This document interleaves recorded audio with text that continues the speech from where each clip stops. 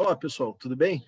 Então, estamos aqui para a nossa terceira videoaula sobre a diplomacia do Brasil na região do Prata, tá? Só para esclarecer a vocês, o que é a região do Prata? É a região caracterizada pelos rios da Bacia do Prata, né? Quais são os rios da Bacia do Prata? São, por exemplo, o rio Paraná, o rio Paraguai. Aliás, o rio Paraná e o rio Paraguai formam uma Mesopotâmia, né? Então, a região entre esses dois rios é uma Mesopotâmia, né? Que engloba, para vocês terem uma ideia, os estados de uma parte do estado de Mato Grosso do Sul inteiro é englobado por essa Mesopotâmia, uma parte, metade do Paraguai é englobado por essa Mesopotâmia, e tem também as províncias argentinas de Misiones, Entre Rios e Corrientes, tá? Então essa é a chamada Mesopotâmia Platina, né? E existe a Mesopotâmia Argentina, que são essas três províncias que eu citei aqui agora, ok? Então os rios que são chamados rios tributários, tá? Não me perguntem o que é a definição de tributário, perguntem para o professor de geografia, né? Mas os rios tributários dos rios Paraná e Paraguai, incluindo aí o rio Uruguai, eles fazem parte da região platina. Tá? Então, a região platina ela abarca Paraguai, Argentina, Uruguai e também o Rio Grande do Sul. Tá?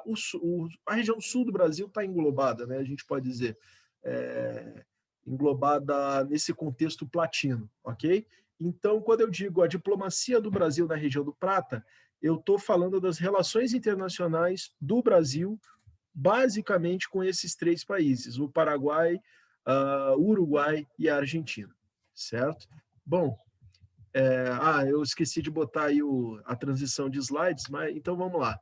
Então, no decorrer do século XIX, um dos objetivos estratégicos permanentes do Império, tá, era garantir a livre navegação dos rios da Prata. Tá? Pode ser do Prata, a região do Prata, os rios da Prata, tá? Tanto faz. Okay? Aliás, vale dizer que a região é chamada de região do Prata ou da Prata, ou o rio Paraguai é chamado de Rio da Prata também, porque essa região era usada no contrabando da prata da região dos Andes, né? Então a prata era extraída lá da região dos Andes e um caminho alternativo do comércio da prata dos Andes era pelo sul. O comércio regular, o oficial, era o que levava essa prata até a América Central. Dali da América Central a prata na época colonial, né, ela era embarcada para a Espanha. Então o caminho alternativo, que era o contrabando, ele vinha, né, ele usava o sul, né, ele via até o sul da América do Sul e normalmente envolvia brasileiros e portugueses, certo? Então, por isso que ficou conhecido como Rio da Prata, né? Esse apelido ele foi dado pelos luso-brasileiros e ele acabou pegando, né, o Rio da Prata.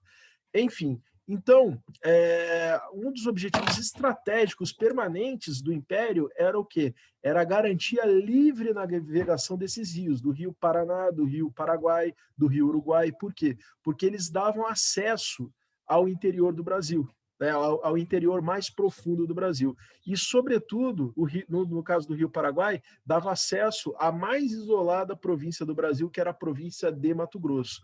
Ah, professor, mas não era mais fácil ir por terra, por exemplo, do Rio de Janeiro até Mato Grosso? Não era mais fácil, tá? Era um caminho complicado, era um caminho que ainda envolvia contato com grupos indígenas hostis, certo? Na época, por exemplo, não se viajava a cavalo, porque o cavalo não aguentava o relevo acidentado, né?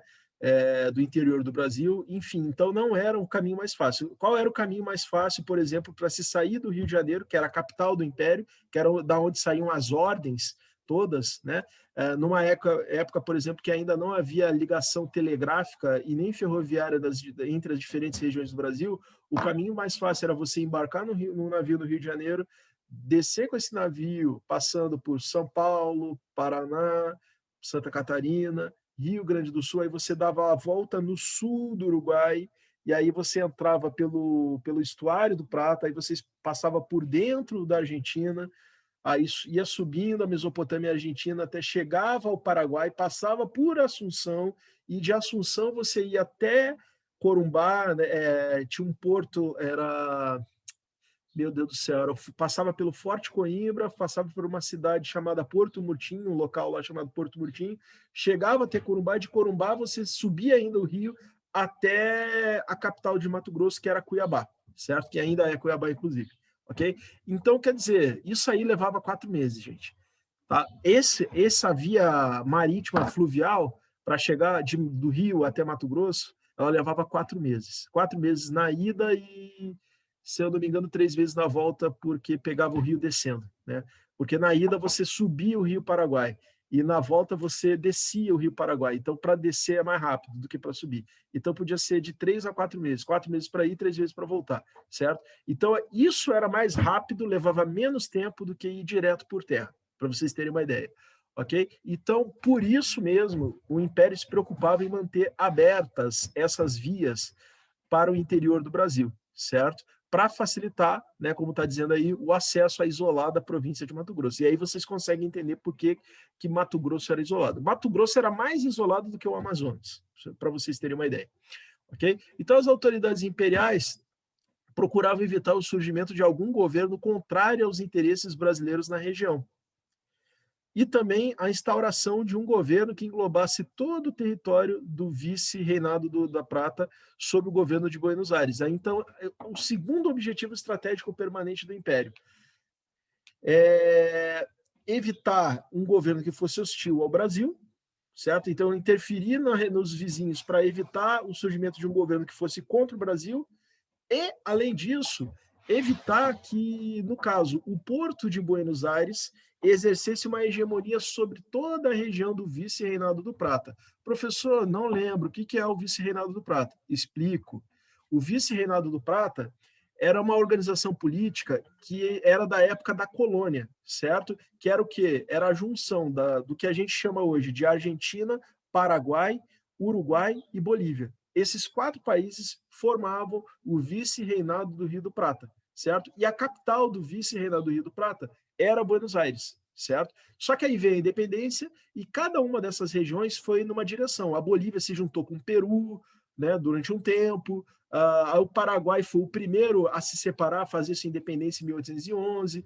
Aí o Uruguai foi invadido pelas tropas luso-brasileiras do início do século XIX. Então o Uruguai foi integrado ao Brasil durante um tempo. E a Argentina ali, né? E além disso havia partes do que é hoje a Argentina que não aceitavam ser Argentina, né? Aliás, a Argentina não era nem chamada de Argentina naquela época. O nome da Argentina oficial naquela época era Províncias Unidas do Rio da Prata, certo? Enfim, então, qual era o objetivo de Buenos Aires? Era reconstituir o vice-reinado do Rio da Prata. Qual era o objetivo do Brasil? Evitar que isso acontecesse, certo? A vitória de um significaria a derrota do outro e vice-versa, ok? A Argentina, que no caso era as Províncias Unidas do Rio da Prata, por sua vez, também passou por um período de disputas internas, né, que envolvia justamente o mesmo problema que teve no Brasil, que era quem defendia o federalismo, ou seja, a autonomia para as províncias, e quem defendia o unitarismo, que era um governo só mandando em tudo, ok? Então lá houve lutas, guerra civil, né, numa época em que o Brasil já estava sussa, né, tranquilo e sereno, ok? Numa época que o Brasil estava no segundo reinado, a Argentina estava mergulhada numa série de lutas internas que envolvia a guerra civil para ver quem ia levar, né? Os unitaristas ou os federalistas. Os federalistas queriam autonomia para suas províncias, enquanto que os unitaristas queriam uma Argentina comandada pelo Porto de Buenos Aires, ok? Que era a capital da Argentina, como é até hoje. O Uruguai também viveu uma grande guerra civil entre 1839 e 1851, entre 2 partidos também. O Partido Blanco, né, que tinha apoio, né, durante um bom tempo teve apoio dos argentinos, né, já que tinha uma rivalidade entre Brasil e Argentina, já tinha naquela época, né, e o Partido Colorado, que era apoiado pelos brasileiros, ok? Por fim, o Paraguai, tá, entre 1811 e 1852, foi governado por 2 ditadores. O que foi o primeiro que organizou a independência do Paraguai, o Gaspar Francia, tá, que dizem que era até de origem brasileira, e o outro ditador, que depois da morte do Gaspar França, o Carlos Antônio Lopes, tá?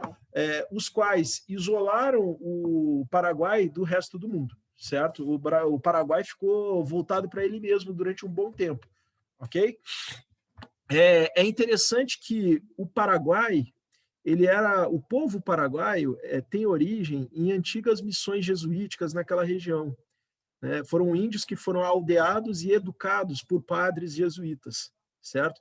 Então eram índios assim que foram educados num catolicismo estrito, certo? E num sentido assim de coletivismo, né? De uma comunidade em que todo mundo tinha que trabalhar, tinha uma disciplina, né? Mas em que o que era produzido com o trabalho era compartilhado entre todo mundo, né?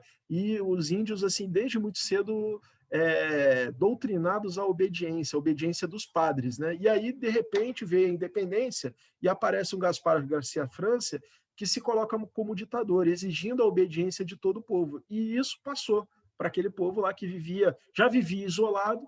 Então o Paraguai, né, ele vai manter a sua trajetória de isolamento que era já anterior à própria independência. O Paraguai já era uma região isolada, até pela própria formação, né, da região, né, formação histórica da região, e também pela própria atuação dos missionários jesuítas que eram, né, de organizar reduções que, no fim das contas, eram locais isolados, né? Então, assim, e também pela própria geografia, né? O Paraguai, bem no meio do continente, assim como Mato Grosso, né, se mantinha isolada das coisas que aconteciam no litoral, certo? E, quer dizer, foram 2 ditaduras seguidas até 1862 e o Carlos Antônio Lopes vai ser sucedido pelo filho dele, depois que ele morre, vai ser sucedido pelo filho dele, que foi o Francisco Solano Lopes, tá? Que foi quem vai bater de frente com o Brasil, como a gente vai ver depois, ok? Bom, e aí acho interessante mostrar isso aqui, né? Porque ele explica, né? Esses 2 mapas, eles explicam o que eu estava querendo dizer para vocês. O que é a bacia do Rio do Prata, ou a bacia do Prata?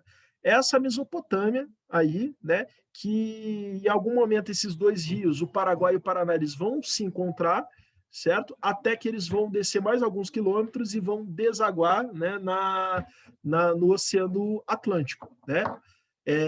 E aí um outro rio importante da região é o próprio Rio Uruguai, que acabou dando nome ao país, né? Ao Uruguai, tá? Então, essa é a bacia do Rio da Prata, essa é a região do Prata. E aí vocês vão notar o quê? Que essa região, ela engloba os 4 países que eu mencionei, além do Brasil, certo? O Paraguai, a Argentina e o Uruguai. Eles, então, são países que têm isso em comum. Por isso, são definidos como países platinos. O que o Brasil quer? O Brasil quer manter essa região do jeito que está, certo? Se possível, diminuir mais ainda o tamanho da Argentina, tá? Isso é uma outra coisa. Se a Argentina fosse menor do que seria ainda melhor para o Império, porque seria mais fraca, né? E diminuir, inclusive, a fronteira com a Argentina, que era um país que, né, dava uma peitada no Brasil de vez em quando. Então, vamos diminuir o tamanho da Argentina e diminuir a nossa zona de atrito com os argentinos, certo? Então, isso também era uma coisa que os políticos do Império tentavam fazer, tá? E, sobretudo, evitar aquilo ali que a gente vê no mapa à direita, que é o quê? O ressurgimento do vice-reinado do Rio do Prata, tá? Numa época, gente, em que a que a Bolívia tinha saída para o mar, ela tinha saída para o Oceano Pacífico. Ou seja, a Argentina poderia, né, ou o vice-reinado do Rio do Prata, poderia ser um país bioceânico, poderia ter uma saída para o Atlântico e outra para o Pacífico. Ou seja, seria uma grande potência. E uma grande potência fazendo fronteira com o Brasil poderia ser uma ameaça ao Brasil, certo? E ali, vocês podem ver que esse mapa à direita, ele inclusive está colocando o Brasil no vice-reinado do Rio da Prata, ou melhor dizendo, o Rio Grande do Sul do vice-reinado do Rio do Prata. Ou seja, havia uma ameaça até à própria integridade territorial do Brasil por parte da Argentina, tá? Na verdade, inclusive, o Brasil só vai resolver suas diferenças em relação à fronteira com a Argentina só no século XX, certo? Só no século XX que a Argentina vai aceitar, por exemplo, que o interior do Paraná e de Santa Catarina sejam brasileiros. O interior, aquela região lá de Foz, né? Aquela região de Chapecó, aquela região lá para longe, né? Aquela região ela era, vamos dizer assim, ela era pretendida pela Argentina. A Argentina demorou a reconhecer aquela região como brasileira, certo? Então havia também essa questão, ok? Então o Brasil é o seguinte: quanto mais afastada a Argentina ficar do Brasil, melhor para o Brasil, e quanto menor a Argentina for, melhor para o Brasil também. Então eles são contra o restabelecimento do vice-reinado do Rio do Prata, tá? Vamos lá. E aí tem mais, ó. Aí esse mapa mostra como é, né? O outro mapa mostra como a Argentina pretendia que fosse. E esse mapa mostra como acabou ficando, tá? Muito por causa da atuação do Brasil. A atuação diplomática do Brasil do século XIX foi fundamental na definição das fronteiras entre esses países do Prata, como eles ficaram definidos a partir do século XIX, né? A atuação do Brasil, a diplomacia brasileira, ela foi muito competente, muito sagaz em definir as coisas da maneira como elas ficaram definidas, ok? A Argentina, né, como eu disse, né, foi dividida e arrasada pelas disputas entre federalistas e unitaristas. Isso também atrapalhou muito a Argentina, essas lutas internas, né, entre federalistas e unitaristas. Federalistas queriam autonomia para as províncias argentinas, unitaristas queriam uma Argentina unificada sob o comando de Buenos Aires. Também violentas disputas marcaram a política uruguaia durante, pelo menos, a primeira metade do século XIX, né? Lutas, guerra civil. Então, tanto a Argentina como o Uruguai não tinham um poder moderador, que era uma coisa que o Império tinha. O Império, com o poder moderador, o segundo reinado principalmente, dava uma amenizada nas disputas entre as facções políticas. Como na Argentina e no Uruguai não havia essa figura de um imperador, né, usando o poder moderador para promover a alternância política, o que acontecia? A disputa política ela era violenta.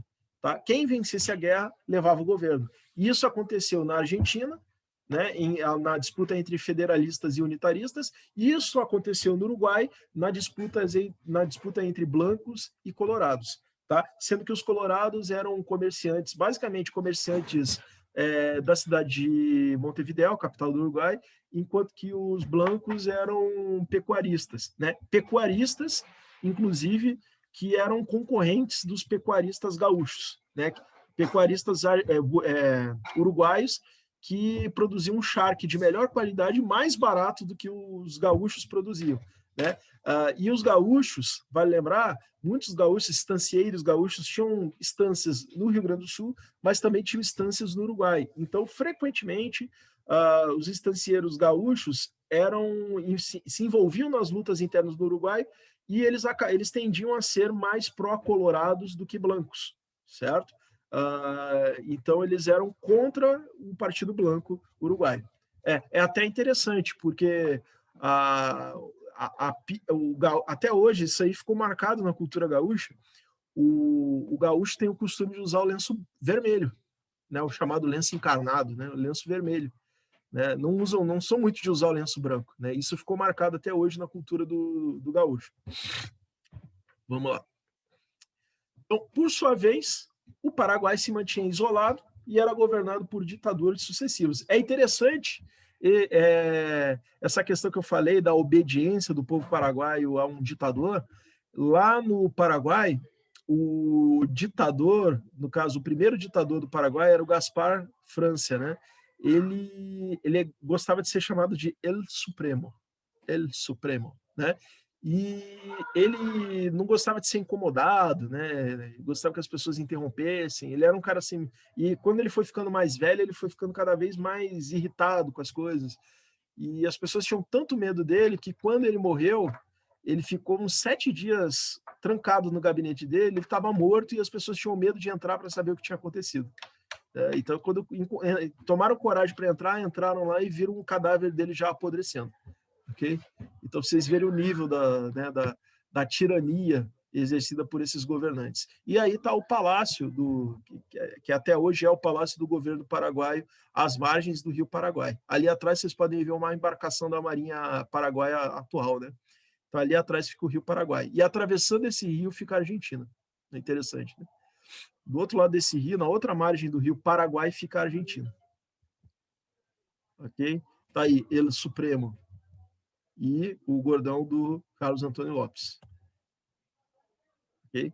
Carlos Antônio Lopes, após sua morte em 1862, foi sucedido pelo seu filho, o Francisco Solano Lopes, que também tinha o apelido de Pancho. Francisco, em espanhol, eles costumam chamar de Pancho, o apelido de Francisco, Pancho. Tá? Ok. Então, esse é o tema da próxima videoaula, tá, gente? As intervenções brasileiras na região do Rio da Prata. Tá? Vamos encerrando por aqui, tá? Até a nossa próxima videoaula. Um forte abraço e tchau.